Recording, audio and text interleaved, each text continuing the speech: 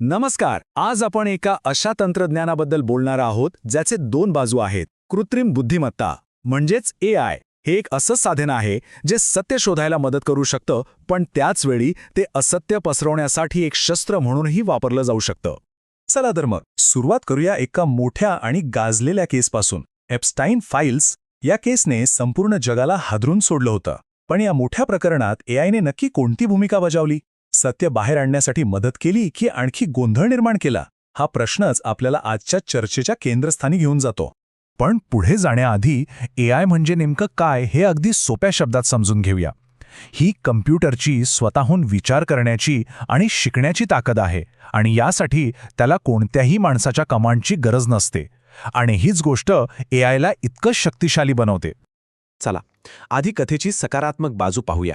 म्हणजे जिथे AI एका नायकाप्रमाणे समोर आलं. एप्स्टाईन प्रकरणातलं सत्य शोधण्यासाठी या तंत्रज्ञानाचा वापर कसा झाला ते आता आपण पाहूया. आता विचार करा, तपास करणाऱ्या अधिकाऱ्यांसमोर तब्बल 30 लाखांपेक्षा जास्त पानं, फोटो आणि व्हिडिओंचा अक्षरशः ढिगारा होता. इतक्या प्रचंड डेटाचं विश्लेषण करणं माणसांसाठी जवळजवळ अशक्य होतं. आणि बरोबर इथेच AIची एंट्री झाली. तर AIने नेमकं काय केलं? त्याने या डेटाच्या महासागरातून कामाची माहिती शोधून काढली. लाखो कागदपत्रांचं विश्लेषण केलं, पत्रकारांसाठी महत्त्वाच्या भागांचा सारांश बनवला, स्कॅन केलेले डॉक्युमेंट्स शोधण्यायोग्य बनवले आणि सगळ्यात महत्त्वाचं म्हणजे वेगवेगळ्या माहितीतले धागेदोरे जोडून एक मोठं आणि स्पष्ट चित्र उभं करायला मदत केली. पण प्रत्येक नाण्याला एक दुसरी गडद बाजू असतेच नाही का? ज्या तंत्रज्ञानाने सत्य उघडकीस आणायला मदत केली, त्याच तंत्रज्ञानाचा वापर खोटेपणा पसरवण्यासाठीही झाला. चला आता AIच्या या गडद बाजूवर एक नजर टाकूया.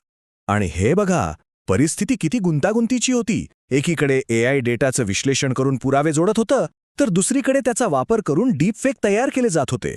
म्हणजे इतके खरे वाटणारे बनावट फोटो आणि व्हिडिओ की खरं खोटं ओळखणं सुद्धा कठीण होऊन जातं. आणि असे खोटे पुरावे बनवून लोकांमध्ये चुकीची माहिती पसरवली जात होती. तर टाइम्स ऑफ इंडियाच्या या बातमीनं या दुहेरी भूमिकेवर शिक्कामोर्तबच केलं. AI हे एका दुधारी शस्त्रासारखं ठरलं. एका बाजूला ते न्यायासाठी लढत होतं, तर दुसऱ्या बाजूला तेच शस्त्र सत्याचा गळा घोटण्यासाठी वापरलं जात होतं. एप्स्टाईन प्रकरणात आपण AIची प्रचंड ताकद पाहिली, चांगली आणि वाईट दोन्ही. पण हीच शक्तिशाली टेक्नॉलॉजी आता फक्त जागतिक मथळ्यांपुरती मर्यादित नाहीये. ती थेट आपल्या भारतात करिअरच्या अभूतपूर्व संधी निर्माण करत आहे. गार्टनरच्या अंदाजानुसार AIमुळे नजीकच्या काळात जवळपास 20 लाख नवीन नोकऱ्या निर्माण होतील. 20 लाख! हा आकडाच सांगतो की हे तंत्रज्ञान किती वेगाने वाढत आहे. आणि या नोकऱ्यांमध्ये पगाराची क्षमताही खूप मोठी आहे.